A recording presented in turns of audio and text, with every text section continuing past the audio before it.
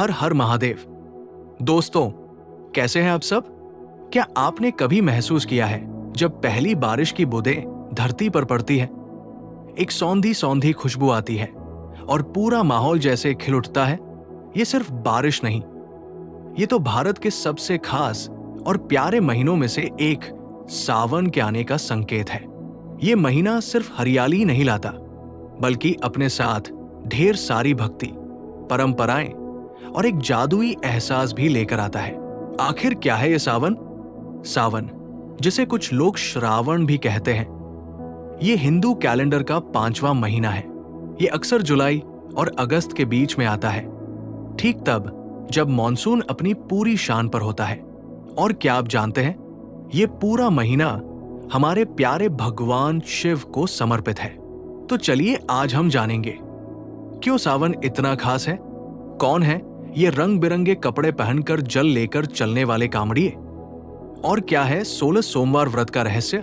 कहते हैं ना, हर चीज के पीछे कोई कहानी होती है, तो सावन के पीछे भी है एक बहुत ही पुरानी, बहुत ही गहरी कथा है। जब समुद्र मंथन हुआ था, तब उसमें अमृत से पहले निकला जहर कालकूट, इतना भयानक कि उससे तीनों लोग जलने लगे। तब कोई देवता आगे नहीं आया, लेकिन भोलेनाथ ने एक पल की भी देरी नहीं की। सारा जहर खुद पी लिया और अपने कंठ में समा लिया, और तभी से वो कहलाए नीलकंठ। उस समय देवताओं ने उनकी ठंडक के लिए सावन में उन पर बारिश का पानी चढ़ाया था। इसीलिए आज भी हम सावन में शिवलिंग पर गंगाजल चढ़ाते हैं, और वैज्ञानिक तौर पर भी सावन की बारिश नया जीवन लाती है, बिल्कुल वैसे ही जैसे शिव जी ने विष पीकर भी हम सबको नया जीवन दिया था।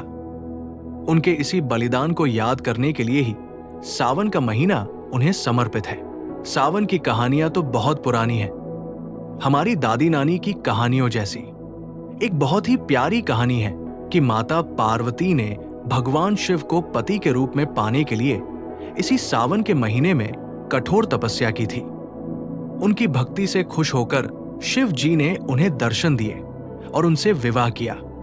इसीलिए आज भी कुंवारी लड़कियां अच्छे जीवन साथी के लिए, शादीशुदा महिलाएं अपने पति की लंबी उम्र के लिए और अच्छी सेहत के लिए सावन के सोमवार के व्रत रखती है।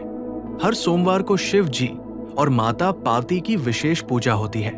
कुछ लोग तो 16 हफ्ते तक व्रत करते हैं, पर सावन व्रत करने पर हर मंडे 1000 मंडे व्रत के बराबर पुण्य मिलता है।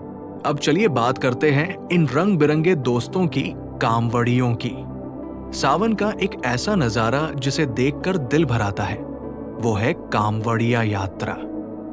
आपने देखा होगा हजारों लाखों शिव भक्त, जिन्हें हम कांवड़िया कहते हैं, दूर दूर से पैदल चलकर पवित्र स्थान हरिद्वार, गंगोत्री, गौमुख से लगभग 10 से 15 लीटर जल लेने जाते हैं। फिर इसी जल को अपनी कांवड़ में रखकर अपने घर के पास के शिव मंदिरों या बड़े बड़े शिवालयों में भगवान शिव का अभिषेक करते हैं। ये भक्त पीले कपड़े पहनते हैं और पूरे रास्ते बोल बम की गूंज सुनाई देती है। ये उनकी भक्ति की एक अद्भुत मिसाल है। सच में ये एक ऐसा संगम है जहां आस्था और त्याग एक साथ दिखते हैं। सावन सिर्फ शिव जी का ही महीना नहीं, बल्कि इसमें और भी कई प्यारे त्योहार आते हैं जो हमें अपनों से जोड़ते हैं, जैसे रक्षाबंधन।